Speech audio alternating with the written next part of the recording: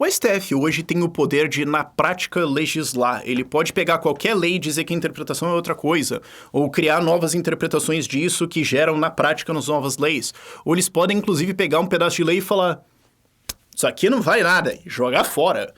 Da onde que veio esse poder? Como é que isso aconteceu? Isso muitas vezes é ensinado nos cursos de direito como a história de um julgamento em 1803 que criou o precedente de judicial review, ou revisão legal, revisão judicial, a noção de que o STF, de que uma Suprema Corte pode revisar a produção de leis do país para dizer se é constitucional ou não, mas eu não sei, eu nunca tive aula de direito honestamente para saber, mas eu suponho que é muito pouco, se não quase nada ensinado, os interesses dos agentes e a história que levou até esse ponto, porque daí você vai ver que não é sobre o direito de uma Suprema Corte, a revisão legal e Constituição e tudo mais, e na verdade proteger corporativismo com uma desculpinha por cima. Vamos entender de onde veio isso para você entender como o Estado se forma, como o poder corrompe, como o judiciário pode ser usado para proteger interesses corporativistas, como analisar a história e várias outras coisas. Vamos lá.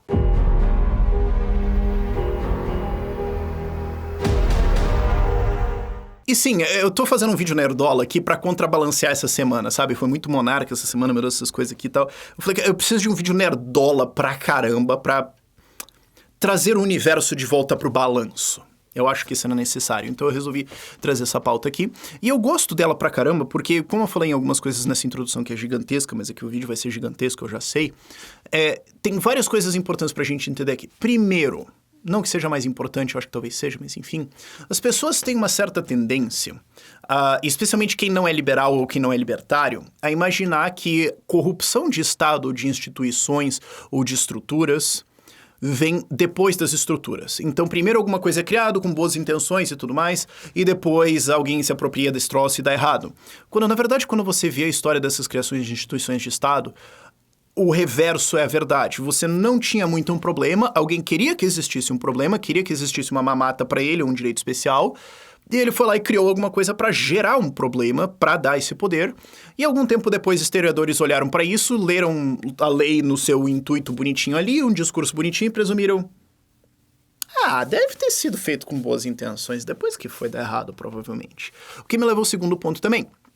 Muitas vezes, quando você vê essa análise histórica de fatos passados, não se investiga fatos passados, eu quero dizer, 50, 100 mais anos para trás, ok? Porque se a gente faz isso recente, isso ainda tá um pouco na memória coletiva, na mídia e tudo mais, da gente lembrar os interesses pessoais. Agora, quando tá mais lá atrás, isso não acontece tanto. Muitas vezes, leis, decisões, casos são analisados como se os agentes fossem pessoas perfeitamente bem intencionadas, pensando apenas nos interesses democráticos de uma república E não. Não. É importante voltar e olhar para os interesses das pessoas e perguntar: quem que saiu ganhando? Isso é uma coisa que o Murray Rothbard fazia bastante dentro de uma perspectiva de timologia, que é uma análise de história criada pelo Mises. De olhar para as coisas e pensar: pera. Seres humanos agem de acordo com os interesses deles. Quem tinha os interesses, qual é o histórico desses caras, de onde eles vieram, quem saiu ganhando com isso. Vamos analisar isso aqui assim. Não vamos só ler uma lei e dizer: essa lei pretende alimentar os pobres. Deve ser só isso mesmo. Se deu errado depois, foi algum erro honesto no meio do caminho. Não, vamos não ser trouxa, ok? E como eu falei na abertura também, mas para ressaltar aqui, é importante entender a história dessa decisão e dessas decisões, dessas coisas, de como foi criado o Estado e tudo mais, para as pessoas entenderem que, assim, essa história de governo limitado e tudo mais não funciona. Essa história de, não, mas vai ter pessoas boas, não funciona. Se tem Estado, vai ter corporativismo, vai ter corrupção, essa porcaria vai degringolar. Isso não é uma estrutura estável, não acho que você vai fazer isso funcionar muito bem. Poder corrompe, ok? Entendam isso muito profundamente. Isto posto, vamos entender da onde que veio essa decisão.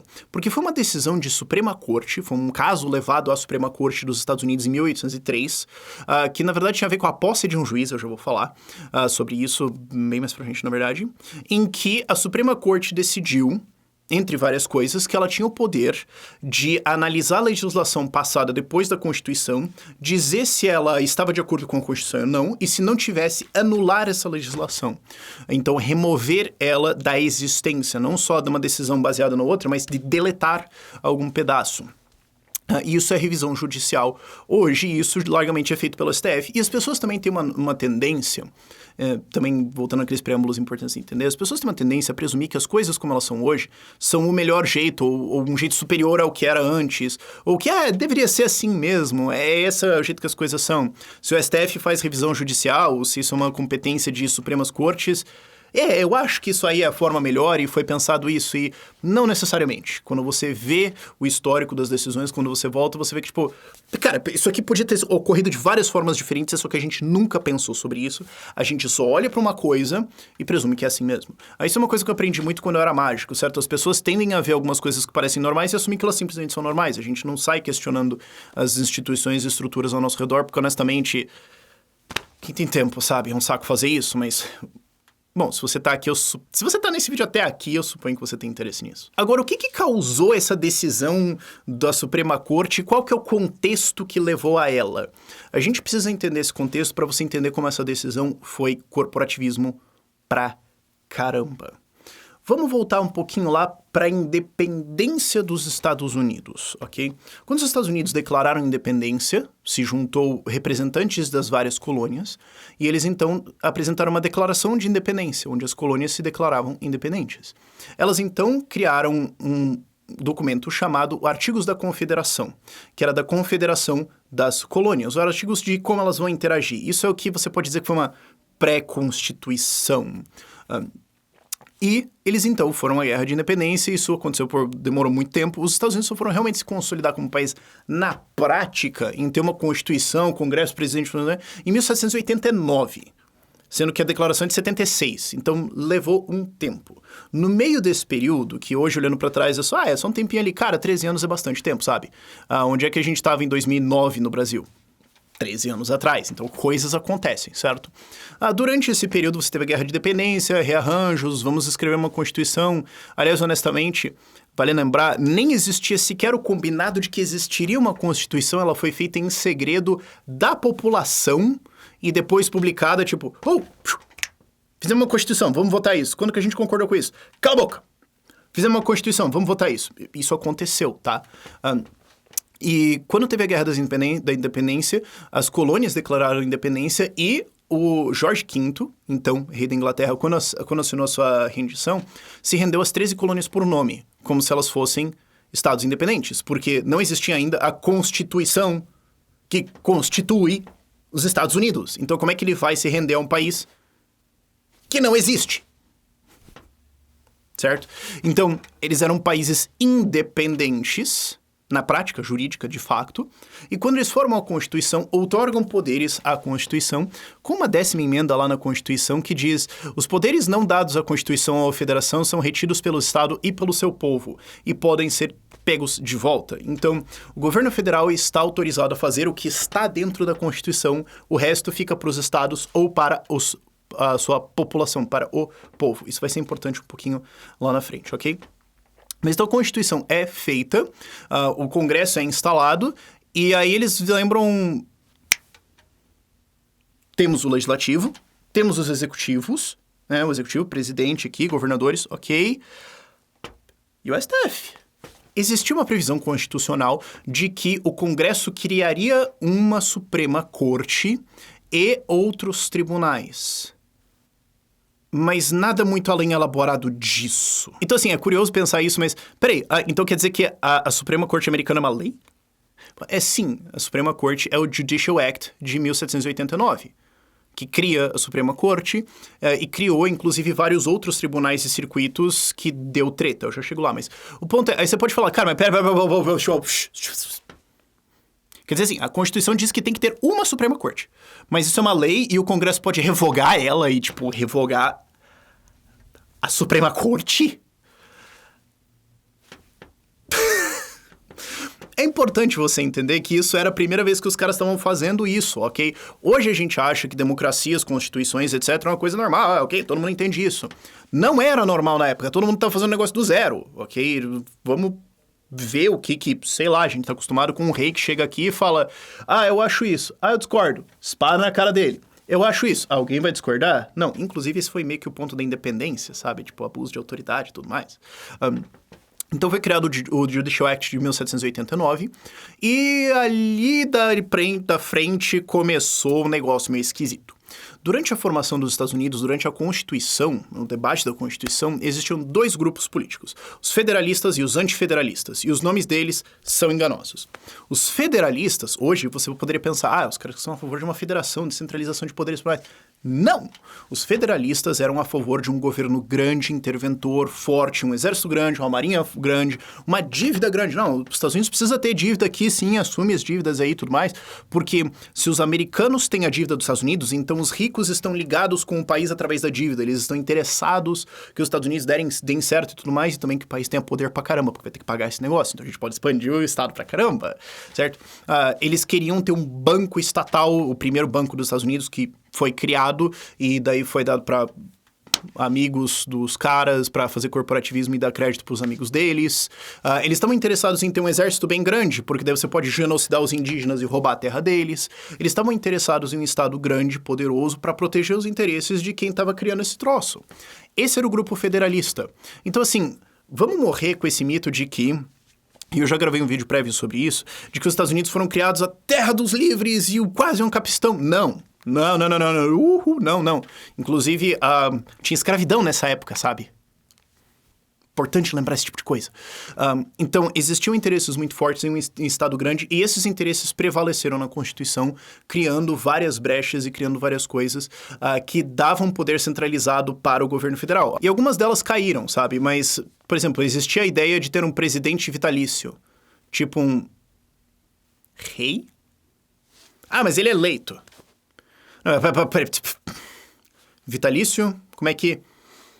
Só falta você dizer que o próximo nomeado à presidência é o filho dele? Tinha algumas coisas assim. Isso foi muito resistido pelos antifederalistas. Os antifederalistas eram a favor de descentralização, coloca todo o poder nos estados, até porque é de lá em primeiro lugar. São os estados que estão constituindo uma federação, então vamos passar pouca coisa para eles e reter poder nos estados e na população para ficar isso bem descentralizado. Porque lembra daqueles caras que a gente atirou até eles atravessarem o oceano e depois fez o rei se render? O ponto inteiro era que um império grande pode virar tirânico e abusar da gente.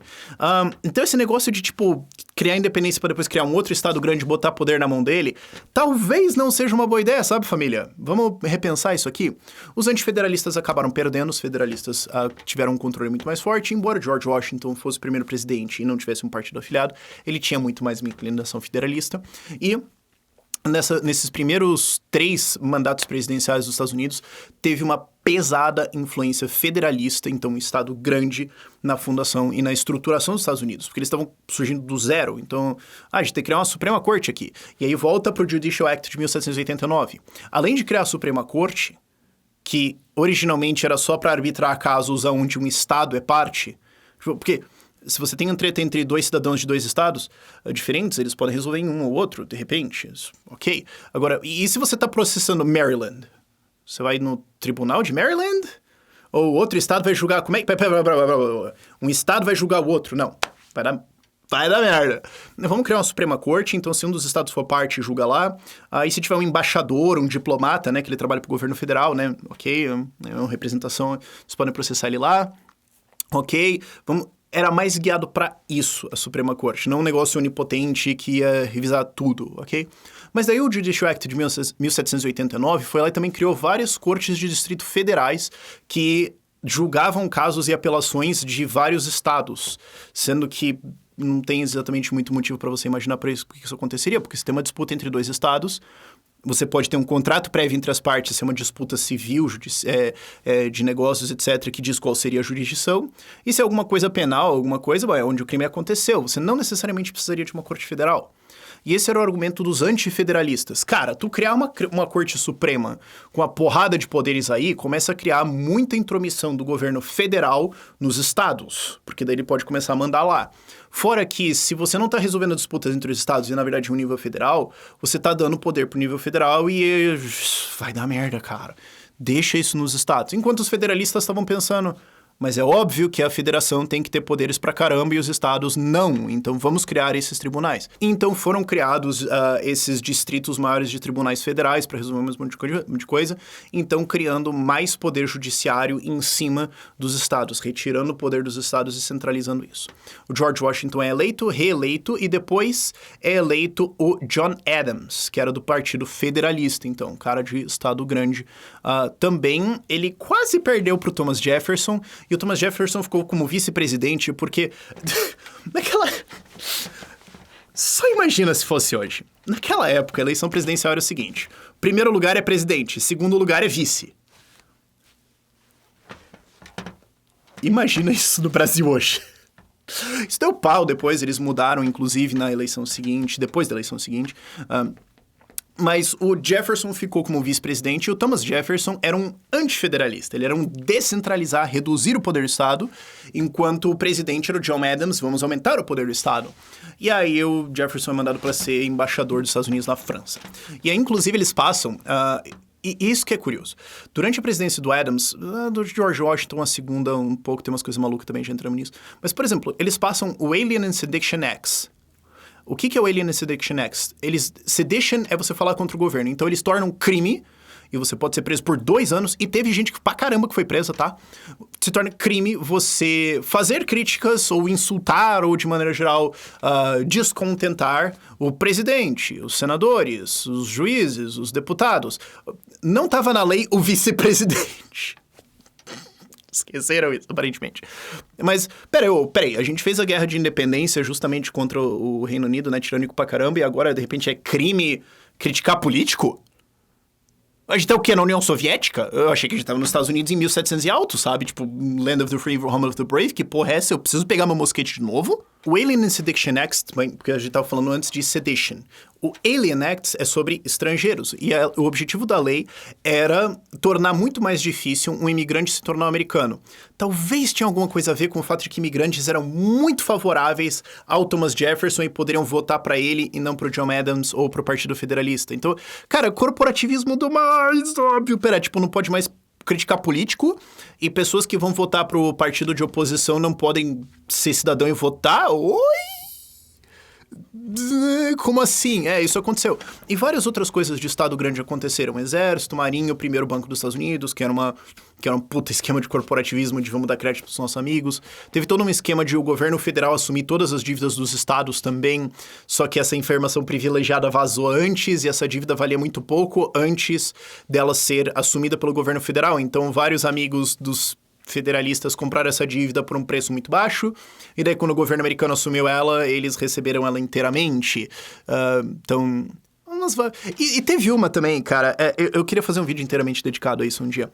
Teve a revolta do whisky. O que aconteceu? Por causa da dívida da independência americana, ela precisa ser paga de algum jeito, e... o Hamilton teve umas ideias de como que a gente pode cobrar isso. Então, a gente pode cobrar imposto de importação e tudo mais. E tem as destilarias, né? Que elas fazem whisky e tudo mais. É um produto caro e tudo mais. Tá com imposto no whisky. Deu merda num nível... chegou ao ponto de... Assim, muita gente simplesmente se recusou a pagar o imposto. As destilarias que pagavam esse imposto, elas falaram, eu não vou pagar, dane-se. Eu não... Vai se catar. Eu não vou nem argumentar contra isso.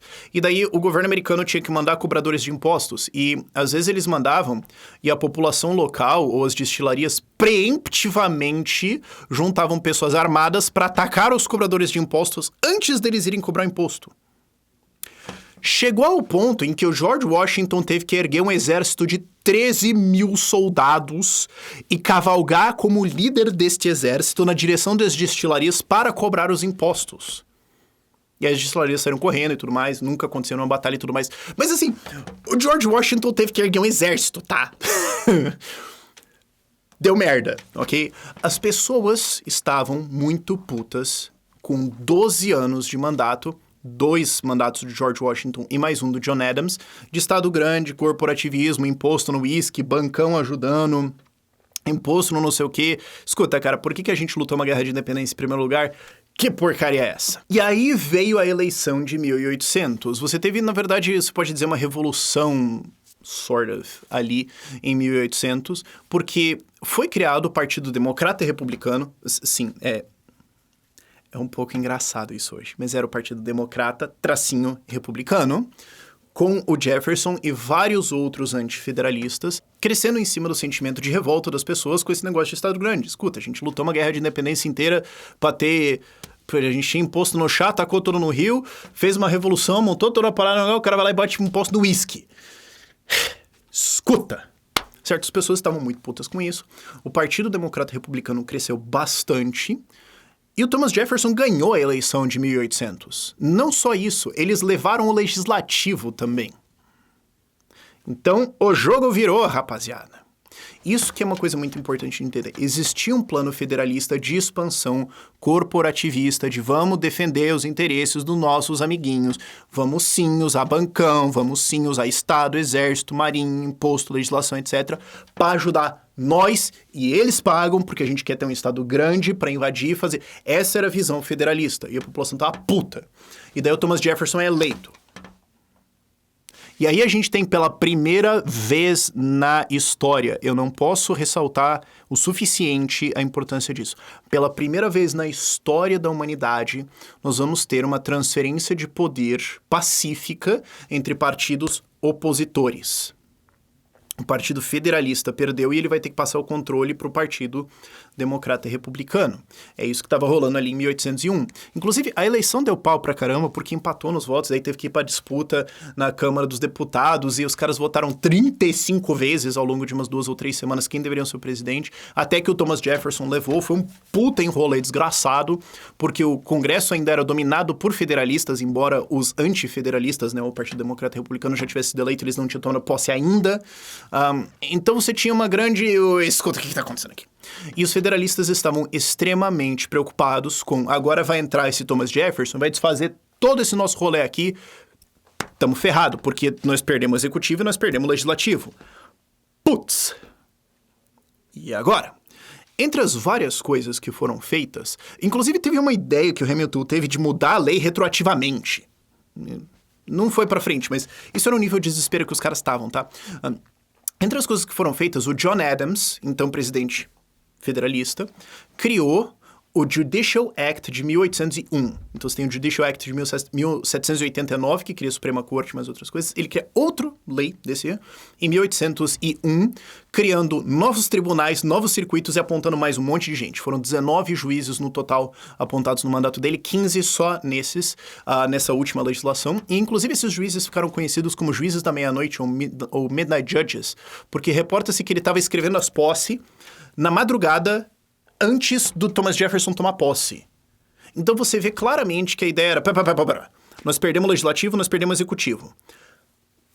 Tulha o judiciário de amigo nosso. E ele estava nomeando apoiadores dele. Não eram nomeações técnicas. Ele estava falando, quem que me apoia? Quem que são os federalistas aqui? Vamos botar toda essa galera aqui para dentro do judiciário e a gente julga esse troço aqui, sei lá. Eles passaram esse ato, nomearam vários juízes, então expandindo esse poder e criando uma resistência federalista dentro do judiciário. E existia preocupação, então, depois o que vai acontecer de... Será que o Jefferson vai revogar isso aqui? Será que vão revogar os nossos... Não sei, mas pelo menos a gente luta isso no judiciário, eu suponho, certo? E aí, durante esse dia seguinte a essa nomeação dos juízes... De novo, 1801, tá? Alguém teve que, pegar os papéis de nomeação e sair entregando pros juízes. E alguns não foram entregues. E um cara que não teve a sua posse entregue queria ser nomeado. E o Thomas Jefferson, então presidente, falou: não, se o papel não foi entregue, não vale. Isso vale tecnicamente? Acabou na Suprema Corte. É esse o caso. Cara, a volta pra chegar até aqui... Não, se você tá até aqui, cara, guerreiro. Mas eu adoro esses vídeos nerdola, certo? O que acontece? O Thomas Jefferson instruiu os seus oficiais a não nomear o juiz. E o cara falou, não, tá escrita a cartinha aí. Vocês só não me entregaram, mas eu sou juiz. E ele entrou na Suprema Corte processando para ser juiz. E... durante todo esse período, várias coisas aconteceram. Começou, inclusive, dentro do Congresso, a discussão para revogar essa lei, esse Judicial Act de 1801, então cancelando todas essas nomeações. Começou todo um monte de iniciativas para revogar várias coisas malucas de Estado Grande que foram feitas pelos federalistas durante o governo do John Adams. E os federalistas se assustaram. Eles falaram, cara, pera. Se os caras vão revogar o Judicial Act de 1801, parou! Tem 5 ministros do STF e 1 presidente. Na época era assim.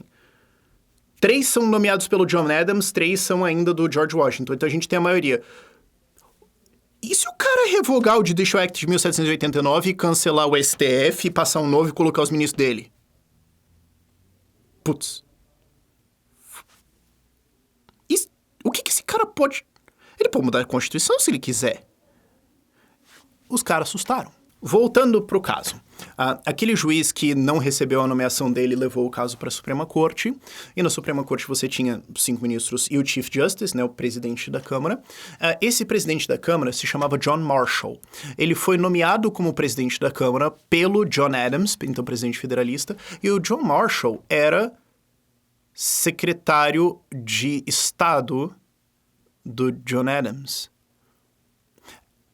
É como se o Bolsonaro nomeasse hoje... É como se ele pudesse nomear o presidente do STF e ele nomeasse o Onyx Lorenzoni ou o Ciro Nogueira. É como se o Lula tivesse, em 2006, sei lá, nomeado como presidente do STF a Dilma, que era presidente da Casa Civil dele. Ou como se a Dilma tivesse nomeado o Aloysio Mercadante como presidente do STF. Para você entender a qualidade dessa nomeação, ok? É importante entender de onde esses caras vieram. Porque você pode ler a decisão do John Marshall, porque ele argumentou isso. Cara, tu era o chefe de secretário de Estado do presidente, mano. Tu é um poste aqui. Tu tá aqui para prestar um serviço. Tu não tá aqui honestamente. É importantíssimo deixar isso claro. E agora você começa a entender o contexto de por que essa decisão aconteceu. Então você tem um caso que parece relativamente bobo, que é a nomeação de um juiz, e isso vai para a Suprema Corte. E a Suprema Corte tem que decidir. Tá, peraí.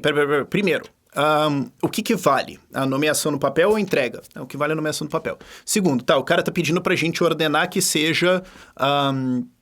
que ele seja nomeado. Tá, ele deve ser ordenado que ele seja nomeado. Porém, o John Marshall puxa uma discussão do nada. Existe uma contradição legal acontecendo. Dentro de um dos artigos da Constituição, diz que a atribuição da Suprema Corte é quando um Estado é réu, ou um diplomata, ou alguma coisa...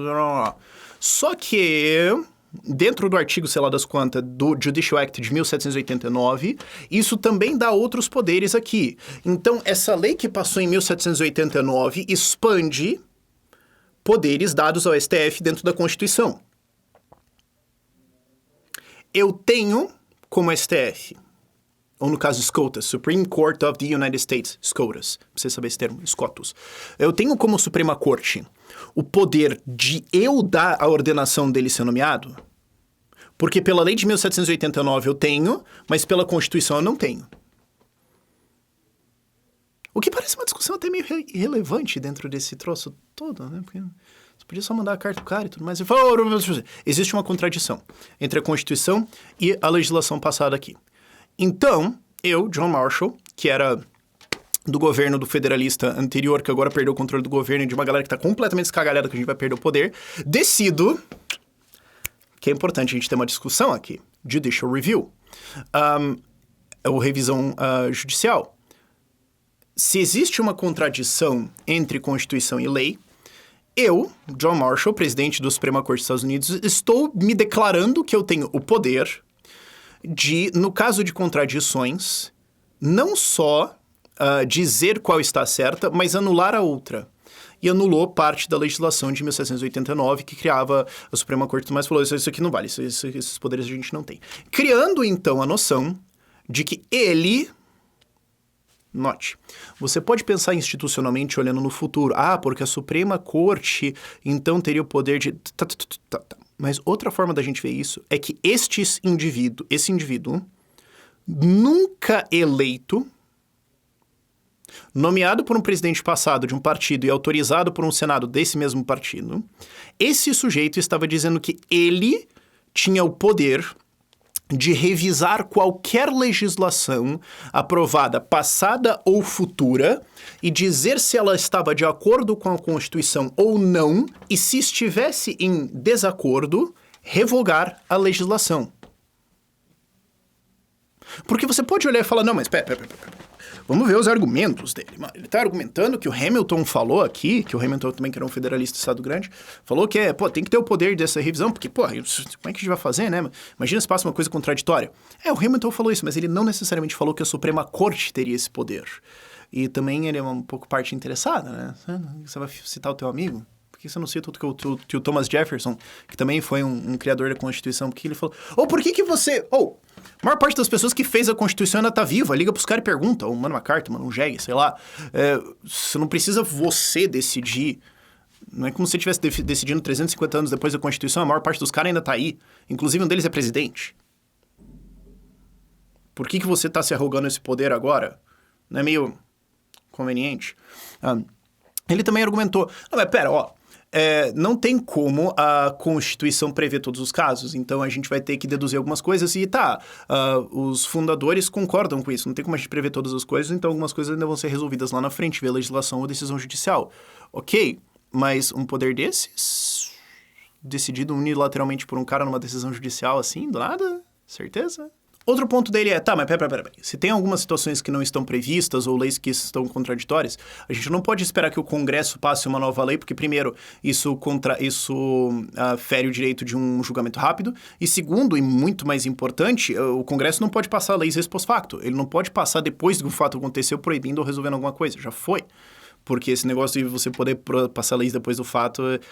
Um dos motivos da Guerra da Independência também, né? Sabe? Meio autoritarismo, esse negócio, né? A gente tem que ter uma previsão legal. Então, teria que o tribunal resolver isso aí lá na frente. Sim, teria que juízes, mas não necessariamente o presidente da Suprema Corte dos Estados Unidos. Ele também alude para... vários dos Founding Fathers, os criadores da Constituição, falaram que se existissem contradições entre a Constituição e a legislação futura, isso poderia ser resolvido por juízes federais. Sim, mas isso não necessariamente significa a Suprema Corte. Isso pode significar simplesmente qualquer juiz de nível federal. Isso não significa que você tem o poder de deletar a legislação.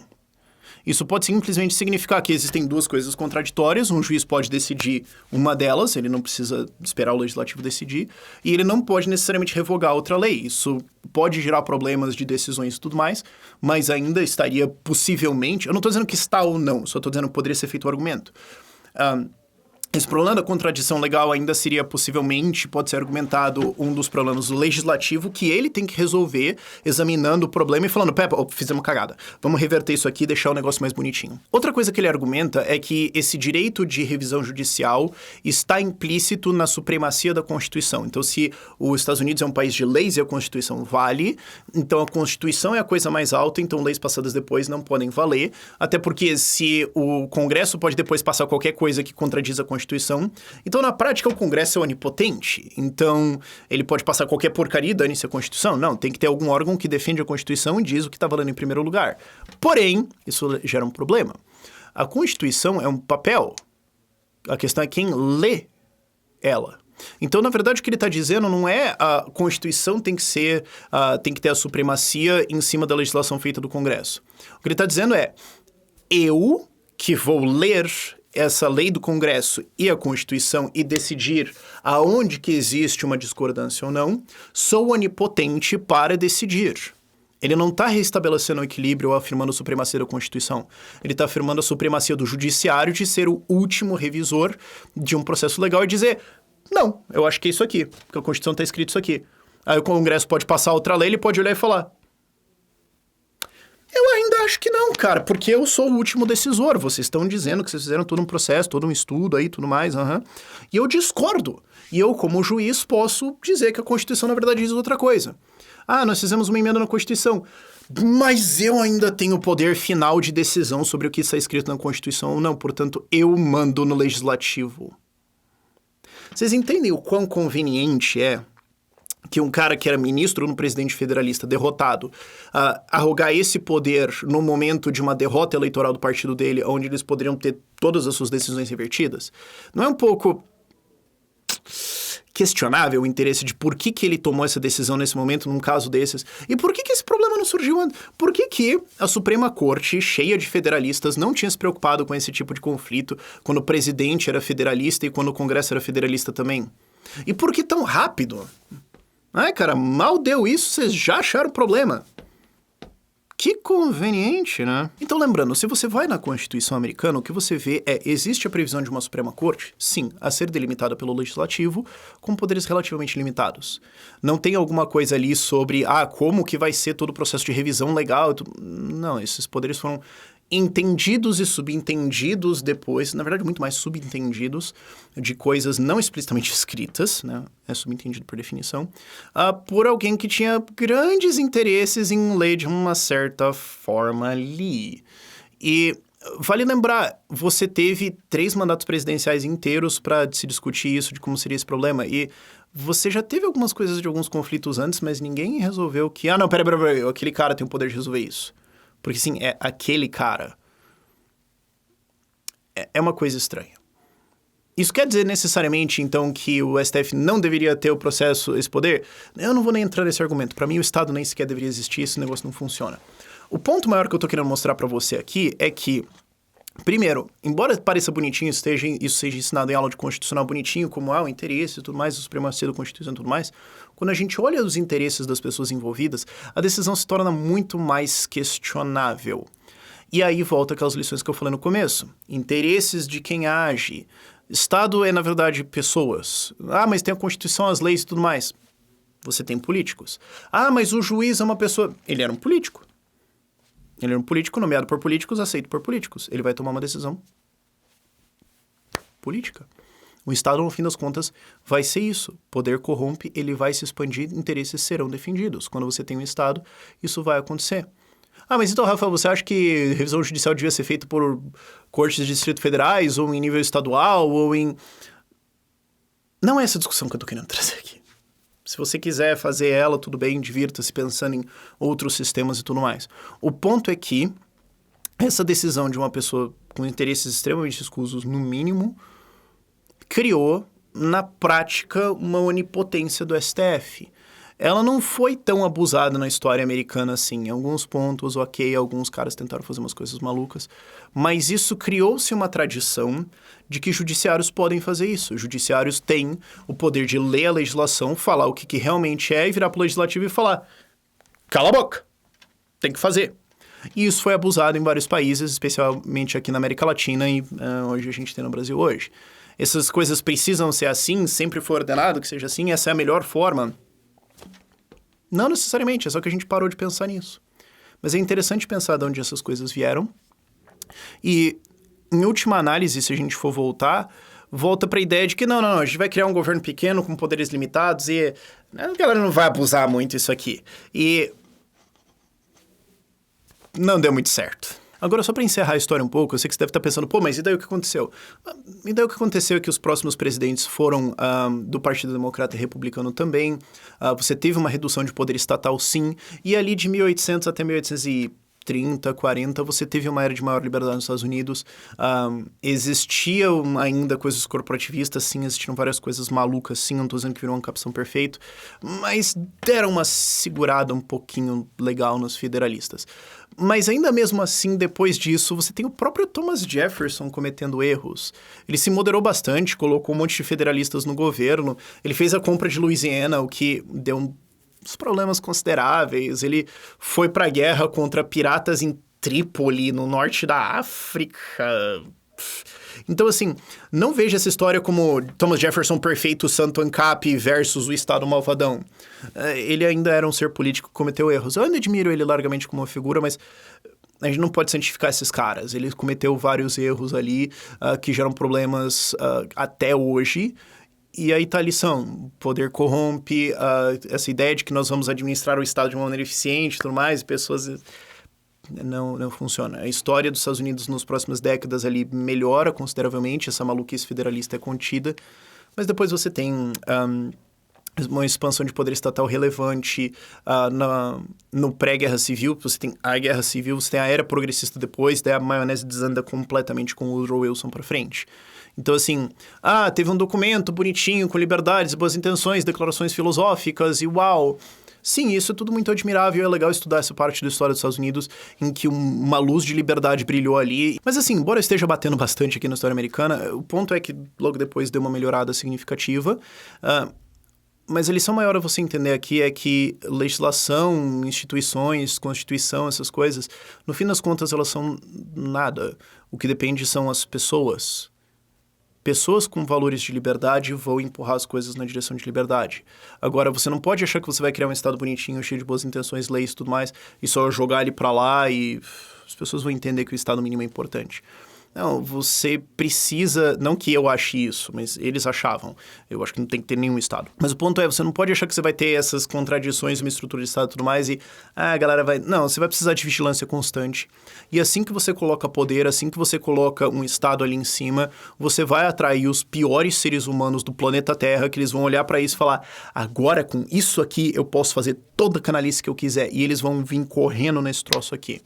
Isso é um gigantesco erro de inocência e que mesmo o país que nasceu com ideias fantásticas, especialmente para a época dele, foi vítima disso não deu certo, tem um estado limitado aqui, tudo mais, a coisa degrincolou. Defenda a liberdade das pessoas por completo e entenda que o preço da liberdade é a vigilância eterna. Não acho que você vai fazer um estado eficiente, bonitinho, enfim, acho que vocês já entenderam. Por esse vídeo é isso. Tchau, tchau. Caramba, deu uns 40 minutos de vídeo. Saudade de fazer um vídeo desse. Vocês estavam? Comenta aí, cara.